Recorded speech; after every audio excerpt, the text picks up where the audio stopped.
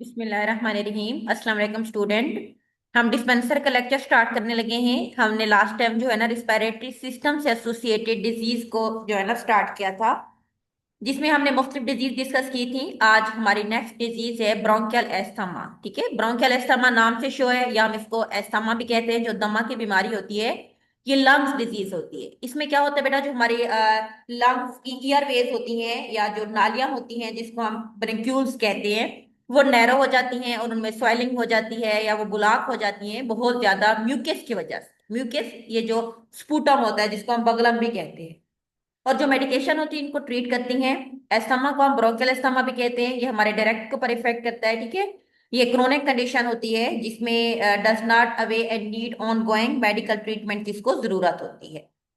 Asthma कैसे attack करता है, ये आप डायग्राम में देखो। ये एक नॉर्मल हमारी ईयर वे है बेटा, और ये ब्रेंक्यूल्स होती हैं, इसके स्मूथ मसल्स होते हैं, और ये ईयर सेक्स होती हैं। अब यहाँ पर ब्रोंकोस्पाज्म हो गई है, टाइट हो गए मसल, इन्फ्लेमेशन हो गई है, थिक म्यूकस प्रोडक्शन हो गई है, और इनकी कंस्ट्रक्शन हो गई है। ठीक है, उसके बाद है कि एस्थमा का अटैक कैसे होता है बेटा। नॉर्मली मसल्स अराउंड जो ईयर वेज होती है वो रिलैक्स होती हैं और ईयर जो है उनमें से इजीली मूव करती है। लेकिन एस्थमा के दौरान तीन चीजें होती हैं। सबसे पहले क्या होती है, ब्रोंकोस्पाज्म होता है। स्पाज्म का मतलब होता है कंस्ट्रिक्ट हो जाना किसी चीज का, यानी कि नैरो हो जाना। ठीक है, दूसरे नंबर पे इन्फ्लेमेशन होती है बेटा, स्वेलिंग हो जाती है ईयरवेज के अंदर, म्यूकस की प्रोडक्शन जरूरत से ज्यादा हो जाती है, और ईयरवेज जो होती है वो टाइट हो जाती है। ये सारी सिम्टम्स की सैनेट सिम्टम्स। उसके बाद है कि बेटा हमारे पास होते हैं कि कॉजेज इसकी एस्थमा की, कैसे हम इसको आइडेंटिफाई करते हैं। टाइप्स ऑफ एस्थमा आर मुख्तलिफ होते हैं। एक होता है इंटरमिटेंट, यानी कि वक्फे वक्फे से आना और जाना उस एस्थमा का लगा रहता है। कुछ होते हैं परसिस्टेंट, जो लगातार तौर पर रहता है और ओवर द टाइम उसकी लाइफ टाइम जो उसकी सिम्टम्स रह सकती हैं। उसके बाद नेक्स्ट मल्टीपल काजेज होती है बेटा। एलर्जिक रिएक्शन की वजह से हो सकता है, नॉन एलर्जिक रिएक्शन की वजह से भी हो सकता है, या उसके बाद हमारे पास जो होती है अडल्ट का ऑनसेट एस्थमा तकरीबन 18 की एज के ऊपर होता है। पेडियाट्रिक बच्चों में भी यह हो सकता है। ठीक है, खास तौर पर जो बच्चे जो होती हैं समटाइम चाइल्डहुड एस्थमा हम उसको कहते हैं, 5 की एज से पहले पहले उनको ये वाला एस्थमा की डिजीज होती है। उसके बाद three type asthma, exercise induced asthma हो सकता है, और ऑक्यूपेशनल एस्थमा जो बंदा जहाँ काम करता है बेटा उसकी वजह से, या एस्थमा सीओपीडी ओवरलैप सिंड्रोम, यानी कि उनको पहले सीओपीडी। सीओपीडी क्या होती है कि क्रोनिक ऑब्स्ट्रक्टिव पल्मोनरी डिजीज, जिसके बारे में हम लास्ट टाइम डिस्कस कर चुके हैं। ठीक है, अगर उन लोगों को वो बीमारी हो और वो अनट्रीटेड रहे तो फिर वो एस्थमा में कन्वर्ट हो जाती है। ठीक है, उसके बाद इसके काजेज और साइलेंट सिम्टम हम ऑलरेडी बेटा बांट चुके हैं। एलर्जी की वजह से होता है, इसमें कुछ एनवायरमेंटल फैक्टर इन्वॉल्व होते हैं, जैसे टॉक्सन, इलर्जन, स्मोकिंग की वजह से होता है। जेनेटिक्स, ये विरासती बीमारी भी होती है। रिस्पिरेटरी इन्फेक्शन जैसे हो जाते हैं तो उनकी वजह से भी एस्थमा हो सकता है। और एस्थमा को कौन से फैक्टर होते हैं जिसको ट्रिगर करते हैं बेटा। एयर पोल्यूशन की वजह से ज्यादा होता है, डस्ट माइट्स होते हैं, एक्सरसाइज समटाइम लोग ज्यादा करते हैं तो उनकी वजह से एस्थमा का अटैक होता है, सांस का प्रॉब्लम हो जाता है। मोल्ड फंगस वगैरह किस जगहों के ऊपर होता है उसकी वजह से, पेट्स जो होती हैं उनके डेंडर्स, उनके पर वगैरह, इन सब चीजों की वजह से, तंबाकू स्मोक की वजह से हो सकता है, स्ट्रॉन्ग केमिकल स्मेल की वजह से हो सकता है, या सर्टन ऑक्यूपेशनल एक्सपोयर वगैरह। ठीक है, सिम्टम्स क्या होंगी, चेस्ट में पेन होता है, कफिंग होती है, शॉर्टनेस वगैरह, ये सारा है। डायग्नोज कैसे करते हैं बेटा, आप डॉक्टर के पास जाते हैं, वो आपकी मेडिकल केस हिस्ट्री लेता है, उसके बाद वो कुछ एक्सरे वगैरह चेस्ट टेस्ट करता है। ठीक है, एलर्जिक हिस्ट्री वगैरह करता है, ये स्पायरोमेट्री करता है। स्पायरोमेट्री कहते हैं बेटा वो लंग्स के टेस्ट करता है, यानी कि लंग्स में हवा कितना जा रही है, कितना आ रही है, ये सारी चीजें उसने इसमें डायग्नोज करनी होती है। मैनेजमेंट और ट्रीटमेंट में हमने ब्रोंकोडायलेटर देखने होते हैं बेटा, जो रिलैक्स करते हैं मसल्स को और उनको ओपन करते हैं ईयर बेस को। उसके बाद नेक्स्ट आ जाता है एंटी इन्फ्लेमेटरी मेडिकेशन देते हैं जो इन्फ्लेमेशन को कम करती हैं। कुछ बायोलॉजिकल थेरेप्यूटिक्स होती हैं, अगर तो सुवियर एस्थमा रहता है तो सिम्टम जो होती है उसके लिए हम इनहेलेशन थेरापी भी देते हैं। एस्थमा को कंट्रोल करने के लिए आपने क्या करना है बेटा, can you do things, you can work home, have no asthma symptom अगर नहीं है, बहुत सारी आपने रिलीवर मेडिकेशंस लेनी है। एस्थमा के लिए आपने अपने पास इनहेलर रखना है, ये सारे इसमें आती है। प्रिवेंशन हम ऑलरेडी ऊपर पढ़ चुके हैं। ठीक है, डायग्नोसिस वगैरह ये सारी वही चीजें हैं। अच्छा, ये कुछ क्वेश्चन है बेटा जो आपने इसमें से देखने हैं, वही सेम चीजें जो मैंने बताई हैं। ये वाले पेपर के पॉइंट ऑफ व्यू से ये आपके शॉर्ट क्वेश्चन आ सकते हैं। मेडिकेशन कौन सी देनी है, उसके बाद अबाउट कोविड-19 और एस्थमा का आपस में क्या है, ठीक है। हॉस्पिटलाइज है जिनको एस्थमा था, उनको कोविड-19 की वजह से उनमें हवा सांस का और भी मसला हो गया था, फिर इस तरह के लोगों की डेथ हो गई थी इस वायरस की वजह से। अच्छा, नेक्स्ट है बेटा एस्थमा के बाद नेक्स्ट डिजीज है पल्मोनरी ट्यूबरक्लोसिस, टीबी। आपको पता है बेटा ये मैकोबैक्टीरियम ट्यूबरक्लोसिस की वजह से होती है। ये भी हमारे लंग्स के ऊपर डायरेक्ट अटैक करती है, लंग्स जिससे हमारे डैमेज हो जाते हैं।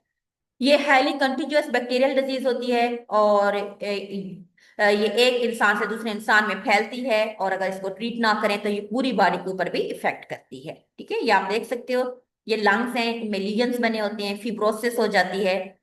ट्यूबरकुलोसिस दो तरह की होती है, एक होती है पल्मोनरी बेटा, एक होती है एक्स्ट्रा पल्मोनरी। पल्मोनरी पल्मोनरी का मतलब होता है विद इन लंग्स, यानी कि जो लंग्स के ऊपर इफेक्ट करती है। इसमें प्राइमरी ट्यूबरकुलोसिस होती है, नमूनिया होता है पहले, जो ये खास तौर पर जो HIV एड्स के पेशेंट होते हैं उनमें ज्यादा होता है। फिर उसके बाद मिलेरियल ट्यूबरकुलोसिस, इसमें डिस्टिंक्ट पैटर्न होता है, चेस्ट में रेडियोग्राफी वगैरह स्पॉट्स बने होते हैं, ठीक है, और इस तरह लंग्स वगैरह के ऊपर चली जाती है। उसके बाद लैटेंट ट्यूबर क्लोसिस इन्फेक्शन होते हैं कुछ पेशेंट्स के अंदर, उनकी बॉडी में, और लेकिन वो उनकी सिम्टम्स जो होती है डिजीज की डिस्प्ले नहीं करते, और ये बाद में जो होती है ट्यूबर कोलन स्किन टेस्ट के थ्रू इनको डिटेक्ट किया जाता है। एक्स्ट्रा पल्मोनरी ट्यूबरक्लोसिस क्या होती है बेटा, ये इम्यून कम्प्रोमाइज्ड पेशेंट, यानी कि जिनका इम्यून सिस्टम वीक होता है, और ट्यूबरक्लोसिस मेनिंजाइटिस में आ जाता है। इसमें osteal tuberculosis, lymph node disease, renal tuberculosis, यानी कि ये बॉडी के मुख्तलिफ लंग्स के अलावा मुख्तलिफ हिस्सों के ऊपर ये बैक्टीरिया जो होती है इफेक्ट करता है। जैसा कि मेनिंजाइटिस कहते हैं बेटा, ब्रेन के जो होती है उन पे इफेक्ट करता है।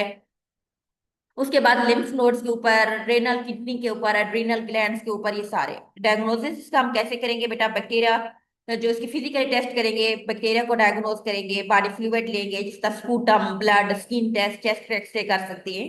ब्लड टेस्ट सैंपल लेंगे, उसको लैब में भेजेंगे, फिर टीबी का जो जर्म है उसको फाइंड आउट करेंगे।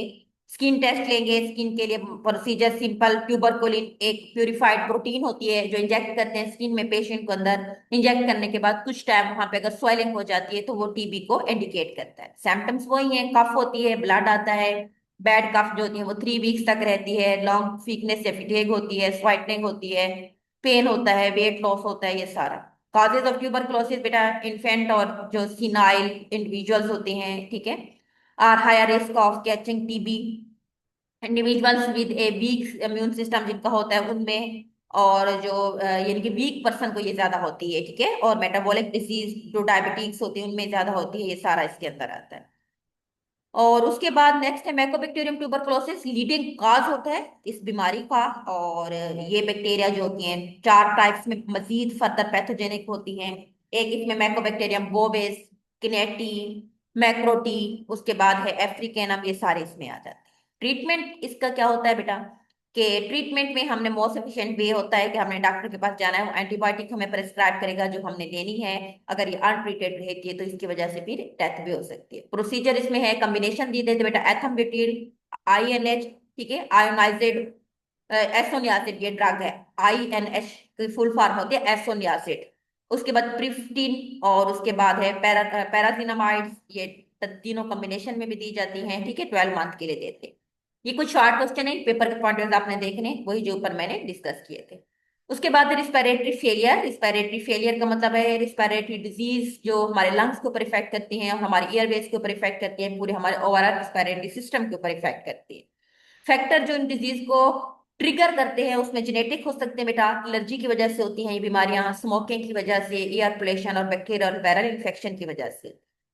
टाइप 3 रिस्पिरेटरी डिजीज मुख्तलिफ होती है। एयरवे डिजीज हम ऊपर पढ़ चुके बेटा, जो जिसमें ऑक्सीजन और गैसेस जिन नालियों के थ्रू जो ब्रोंकियल ट्यूब्स होती हैं उनके ऊपर ये इफेक्ट करती हैं, नैरो कर देती हैं उनको। लंग्स टिश्यू डिजीज होना शुरू हो जाती हैं, उसके बाद लंग सर्कुलेशन डिजीज होती हैं, ठीक है, ये सारी इसकी वजह से होती हैं। उसके बाद काजेज रिस्पिरेटरी डिजीज की बेटा, काजेज पॉल्यूटेड स्मोकिंग, तंबाकू स्मोक, ठीक है, एस्बेस्टॉस, ये मेटल्स हैं, इनकी वजह से, रेंडोन्स वगैरह की वजह से होती हैं। रिस्पिरेटरी डिजीज में अस्थमा, ये हम ऑलरेडी पढ़ चुके हैं बेटा, COPD, emphysema, occupational respiratory disease, ये सारी हम ऑलरेडी ऊपर डिस्कस कर चुके हैं। ये लंग कैंसर वगैरह, ये कुछ शॉर्ट क्वेश्चन है, ये आपने देखनी है, ठीक है। तो ये हमने ऑलरेडी पढ़ चुकी है, ब्रीफ उन्होंने फिर दोबारा इंट्रोडक्शन दिया हुआ है, इसमें आप इसको एक दफा देख लेना। तो रिस्पिरेटरी सिस्टम, उससे एसोसिएटेड डिजीज, ये टॉपिक हमारा कंप्लीट हो गया है, ठीक है। इसको इतनी आपने डिटेल में करने की जरूरत नहीं है, बस हमने शुरू में जितना पढ़ लिया उतना इनफ है। इसको दोबारा करने की जरूरत नहीं है। ठीक है।